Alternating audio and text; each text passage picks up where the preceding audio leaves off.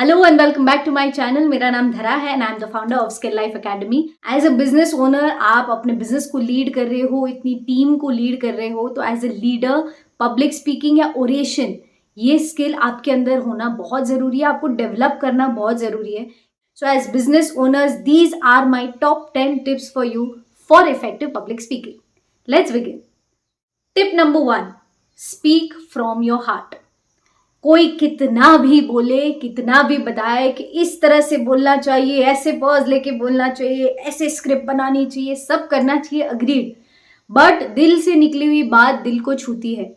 अगर आप जेन्युइनली चाहते हो कि आप जो भी पब्लिक स्पीकिंग कर रहे हो आपकी बात सामने वाले के दिल को छुए, तो आपको दिल से बात करनी है। जितना दिल से बोलोगे उतना दिल को छुएगा। तो नकली बना नहीं। मैंने बहुत लोगों को देखा है पब्लिक स्पीकिंग, जैसे ही लोगों के सामने बात करने वाले होते हैं ना, 3 4 5 से ज्यादा लोग होते हैं, तो उनका एक्सेंट बदल जाता है, स्टाइल बदल जाता है, रूप बदल जाता है, इतना नकली सा बोलने लगते, पता नहीं किसकी मिमिक्री कर रहे हैं। तो please don't do all that. Be your self and speak from the heart. दिल से बोलिए तो दिल को छुएगा।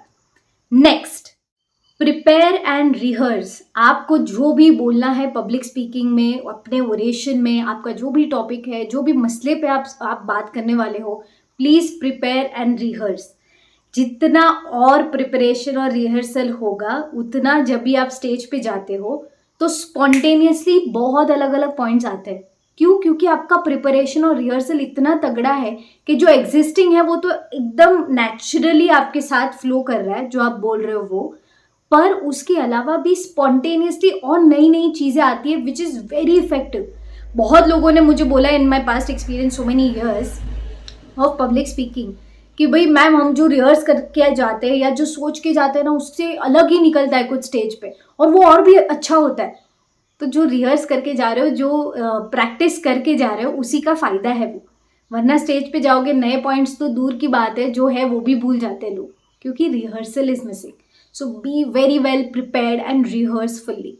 नेक्स्ट, पब्लिक स्पीकिंग की आपको प्रैक्टिस करनी है अपने ऑफिस पे, नेटवर्किंग क्लब्स पे, और भी ऐसे जहाँ पे भी फोरम्स आपको मिले, जहाँ पे आप स्टेज पे जाके लोगों के सामने बात कर सको, उतनी आपको प्रैक्टिस प्रैक्टिस प्रैक्टिस करनी है।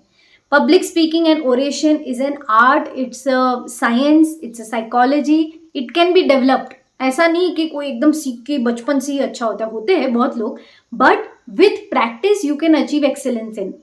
इसीलिए प्रैक्टिस करते रहना। It's like going to the gym. अगर मुझे ये मसल बिल्ड करना है तो मुझे इसकी बहुत ज़्यादा प्रैक्टिस करनी पड़ेगी, तब जाके ये मसल बिल्ड होगा। In the same way public speaking is also the same. जितनी उसकी प्रैक्टिस प्रैक्टिस प्रैक्टिस करोगे उतना उसमें और better better better better better होते जाओगे। So practice practice practice, that is the third tip. Next, tip number 4 है use stories and examples. Stories, examples, codes, ये सारी चीज़ें ना अटेंशन ग्रैब करने के लिए बहुत काम लगती है। जैसे आप कोई भी टॉपिक पे बात कर रहे हो, उस पर आपने एक छोटी सी 30 सेकेंड्स की, 1 मिनट की कहानी सुना दी कि एक ऐसा था, इस तरह से हुआ, इस तरह से हुआ, और उसके बाद उसकी लाइफ में ऐसा ऐसा हुआ। तो ये जो कहानी है, ये जो स्टोरी है, ये जो एग्जाम्पल है, इससे लोगों का अटेंशन ग्रैब होता है। बचपन से हमें कहानियाँ सुनने की आदत है, तो उसमें हम और भी ज़्यादा अटेंशन दे पाते हैं। तो you can use stories, examples, quotes, छोटे छोटे कोट्स जो बहुत ही फेमस है, उसमें भी लोग काफ़ी अटेंशन उनका ग्रैब होता है। स्पेशली इंडिया में कोई आपने शायरी बोल दी, कोई कोट बोल दिया, कोई फेमस लाइन बोल दी, तो लोगों को इतना मज़ा आता है जिसकी कोई हद ही नहीं है। So you can use this to grab people's attention जब भी आप पब्लिक स्पीकिंग कर रहे हो। नेक्स्ट, पॉइंट नंबर 5 है look into the eyes of your audience. बहुत लोग जब पब्लिक स्पीकिंग करने जाते हैं तो या तो पेपर जिस पे प्रिपेयर करके गए वो पेपर पढ़ते रहते हैं, या तो फिर ऊपर कहीं पे देख रहे होते हैं, पता नहीं कौन से भूतों के साथ बात कर रहे हैं। Don't do all that. तो जब भी आप पब्लिक स्पीकिंग कर रहे हो, look into your audience's eyes. अगर बहुत बड़ा ऑडियंस है तो जहाँ तक देख सको वहां तक देखिए, पर ऑडियंस को देख के बात करनी है। बहुत बार है ना, ऑडियंस को देख के पावर आता है, ऑडियंस को देख के एनर्जी आती है। बहुत लोगों का ऐसा भी एक्सपीरियंस रहा है कि ऑडियंस को देखते तो और डर लगता है, but again this is all about practice. ये बात इसीलिए कर रही हूँ क्योंकि the moment you look at the audience, तो ऑडियंस को कनेक्टेड फील होता है आपके साथ। अगर आप इधर उधर देखोगे, पेपर में देखोगे, तो ऑडियंस भी अपने फोन में देखेगी, आजू बाजू देखेगी, एक दूसरे से बातें करेगी, वो भी आपकी बात क्यों सुने। जब आप उनकी आंखों में देखते हो तो उनको अक्नॉलेज्ड फील होता है, उनको लगता है कि हाँ हमारे लिए है। तो you have to look into the eyes of your audience. Next tip number 6 है make it as interactive as possible. अपनी ऑडियंस के साथ जितना हो सके उतना इंटरैक्ट कीजिए। जैसे फॉर एग्जाम्पल आपने पूछा कि कितने लोग मानते कि लाइट जो है वो वाइट ही होनी चाहिए, कितने लोग मानते येलो लाइट होनी चाहिए। ये एक एग्जाम्पल है इंटरेक्शन का। तो वैसे बहुत सारे इंटरेक्शंस आप क्रिएट कर सकते हो जब भी आप पब्लिक स्पीकिंग कर रहे हो। Good public speakers, good orators वो ऑडियंस का पार्टिसिपेशन बहुत आसानी से निकलवाते हैं। जितना आपका ऑडियंस आपके साथ इंटरैक्ट करता है उतना वो आपकी बातों में और लगा हुआ रहता है, उसका अटेंशन आपकी बात में और रहता है, और आपका जो मेन पॉइंट है, मेन मुद्दा है, वो लिसनिंग उनके अंदर क्रिएट होती है। तो जितना इंटरेक्शन करोगे, उनका पार्टिसिपेशन लोगे, ऑडियंस आपके साथ जितना घुलेगी मिलेगी, उतना आपका स्पीच, आपका पब्लिक स्पीकिंग इफेक्टिव होगा। So interact as much as possible. Next tip number 7 है आपकी energy should always be high when you are on stage. भले आप सीरियस बात बताने वाले हो, भले आप कोई दुखी चीज करने वाले हो इन टर्म्स ऑफ परफॉर्मेंस, या कोई सीरियस मुद्दे पे बात कर रहे हो, पर आपकी एनर्जी ऑलवेज हाई होनी चाहिए। इंटरनली एनर्जी हाई होगी तो आपका थ्रो ऑफ वर्ड्स, जिस तरह से बोलते हो, आपके हैंड मूवमेंट्स, जेस्चर, पोस्चर, ये सब पे इम्पैक्ट आता है। इसीलिए जब भी आप स्टेज पे जाओ उसके पहले डांस करो, जंप करो, अपनी बॉडी को मूव करो, स्ट्रेच करो, जिससे आप हाई एनर्जी, हाई फ्रीक्वेंसी में आ सको। The higher the energy the better the performance on stage. So increase your energy by jumping, dancing, stretching, जो भी आपको करना है वो चीज़ आप कर सकते हो, but energy should be high. Body में भी एनर्जी होनी चाहिए, माइंड भी रिलैक्स हो जाता है इससे। तो जो हेल्दी नर्वसनेस हम फील करते हैं या फिर एंशियसनेस जो फील करते हैं वो सारी नॉर्मलाइज हो जाएगी, and it you will feel much better when you are standing on the stage. So don't forget to match your energy और increase your energy before going on stage. Next tip number 8 है know your audience. अपनी audience, अपनी जनता को जानना जरूरी है। जैसे अगर आप टीनेजर्स के साथ बात कर रहे हो तो आपका तरीका अलग होना चाहिए, जब भी आप अडल्ट से बात कर रहे हो तो अलग होना चाहिए। सिर्फ विमेन है तो अलग तरीका, सिर्फ मेल्स है तो अलग तरीका, बच्चों से बात कर रहे हो तो अलग तरीका, सीनियर सिटीजन से बात कर रहे हो तो अलग तरीका। जैसी आपकी ऑडियंस वैसा आपका लय होना चाहिए जब आप पब्लिक स्पीकिंग कर रहे हो। इसीलिए बहुत ज़रूरी है ये जानना कि नो योर ऑडियंस, आपकी ऑडियंस कौन है और कैसी है। उस हिसाब से आपको अपने आप को ढालना है उनके शेप में, जो शेप में वो सुनते हैं, जो समझते हैं, वो शेप से आपको बात करनी है। सो उसके लिए ज़रूरी क्या है, ऑडियंस को जानना, और ये भी विद प्रैक्टिस आप डेवलप कर ही लोगे। ये जितने भी पॉइंट्स मैंने बोले वो पॉइंट्स आप इंप्लीमेंट करते जाओगे, आपका वो नैक आ जाएगा कि भाई ऑडियंस के हिसाब से किस तरह से अपने आप को बदलना है, and with practice it will definitely come. So no your audience. Next आगे बढ़े उससे पहले सारे बिजनेस ओनर्स को मेरा एक शाउट आउट है।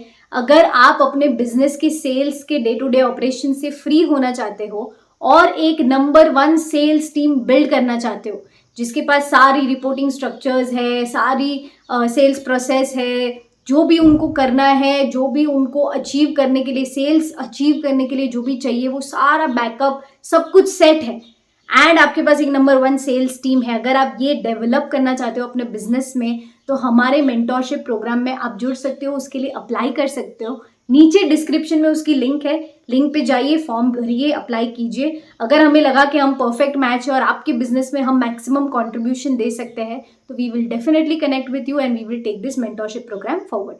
सो ये अचीवमेंट एक्सेलरेटर जो मेंटोरशिप प्रोग्राम है, वहाँ पे मैं और मेरी टीम 1-to-1 आपके साथ काम करेंगे in order to achieve this result कि भाई आप अपने डे टू डे सेल्स में से फ्री हो जाओ और एक number 1 sales team, as sales team बना सको अपने बिजनेस में।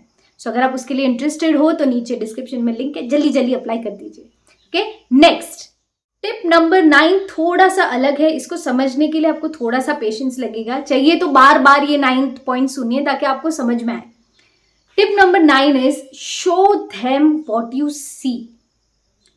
लोग बोलते हैं कि लिसनिंग कानों का काम है, मैं ज़्यादा अग्री नहीं करती।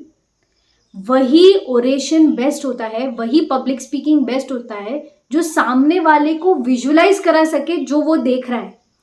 For example a director makes a movie, वो एक विजुअलाइजेशन से एक मूवी बनाता है और पूरी ऑडियंस वो मूवी देखती है, ये हम फिजिकली देख पाते हैं। पर जब आप स्पीच दे रहे हो, पब्लिक स्पीकिंग कर रहे हो, आपके ध्यान में, आपके मन में जो विजुअलाइजेशन है कि एक पहाड़ था, पहाड़ इतना सुंदर था, जब भी बारिश होती थी वहाँ पे ग्रीनरी आती थी, जब भी बारिश नहीं होती थी पूरा पहाड़ ब्राउन हो जाता था, पहाड़ के पीछे से सनराइज होता था और इतना सुंदर लगे, इतने अलग अलग कलर्स, कभी वाइट, कभी येलो, कभी ऑरेंज, कभी रेड, और जैसे ही वो आसमान में कलर्स आ जाए ऐसा लगे कि पता नहीं कहाँ ही हेवन में आ गए। हेवन यही है। और जो वो पहाड़ है, वो दो पहाड़ के बीच में से नदी जा रही है और वो नदी की आवाज़, जब वो आवाज़ हम सुनते हैं तो ऐसा लगता है कि कोई कहीं पे जाके कहीं पे बैठ के मेडिटेशन कर रहा है, इतनी प्यारी वो नदी की बहने की आवाज़। जब मैं ये पूरा सीन देखती हूँ, see this is a scene, ये सीन मैंने आपको विजुअलाइज कराया है, जब मैं बोल रही हूँ तब आपको विजुअलाइज हो रहा है। इसको बोलते हैं इफेक्टिव पब्लिक स्पीकिंग, यानी आप जो देख रहे हो आपकी ऑडियंस को आप वो दिखा सको। So point is show them what you see, जो आप देख रहे हो वो उनको दिखाइए। That is what I mean by this point. So don't miss this out, this is a point of brilliance. ये आपने as a public speaker achieve कर लिया तो आपने नया पार कर लिया, you are already beyond and above many public speakers. So don't miss this. Okay, next, as a business owner जो पब्लिक स्पीकिंग कर रहा है, be very very humble, be very very honest and be very very human. जितना humble और human आप रहोगे उतनी आपकी अच्छी स्पीच जाएगी।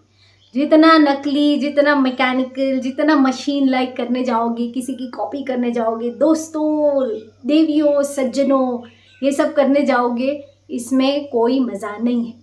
इसमें you will not capture the art and essence of your public speaking. इसीलिए be as human as possible. So आपको ह्यूमनली पॉसिबल बात करनी है, जितना ह्यूमैनिटी के साथ बात कर सको, इमोशंस के साथ बात कर सको, इंसान बन के बात कर सको, उतना इंसान बन के करना है। पब्लिक स्पीकिंग में लोग बौखला जाते हैं, मशीन बन जाते हैं, तो ये आपको अवॉइड करना है and you have to be as human as possible. So these are my 10 tips. अगर आपने कोई भी मिस किया है वापस जाइए, वापस पूरा वीडियो देखिए एंड ये सारे पॉइंट्स अपने आप में इम्बाइब कीजिए। एज अ बिजनेस ओनर ये बहुत ज़रूरी है कि आप ये स्किल को मास्टर करो, because communication is very very important to one person, to many, to entire abundance of audience. जितना आप ग्रो होते जाओगे उतना आपका पब्लिक स्पीकिंग का स्टेज भी बड़ा होते जाएगा। So as leaders of your business, as people who are working with a vision, जो आगे कुछ करना चाहते हैं, बड़ा बिजनेस करना चाहते हैं, ये पब्लिक स्पीकिंग की स्किल बहुत ज़रूरी है। एंड अदरवाइज ऑल्सो, अगर आप ये पब्लिक स्पीकिंग की स्किल डेवलप करते हो तो आपका कॉन्फिडेंस बहुत बढ़ता है, रिकग्निशन मिलता है, अप्रिसिएशन मिलता है, तो बहुत सारे अलग फायदे भी है। पर as a business owner it is very very essential for you to learn this skill and develop this skill. So don't miss out. नीचे कमेंट में मुझे ज़रूर से बताइएगा कि कौन सा पॉइंट आपको सबसे ज़्यादा पसंद आया और आप अभी से, आज से उसको इम्प्लीमेंट करने वाले हो। सो नीचे मुझे कमेंट में ज़रूर से बताइएगा। Don't forget to like the video, subscribe to the channel and click the bell icon, जिससे आप हमारा हर सैटरडे आने वाला एक भी वीडियो मिस ना करो जो आपके बिजनेस ग्रोथ के लिए है। Right, thank you so much for watching the video till the end. Until next time, bye.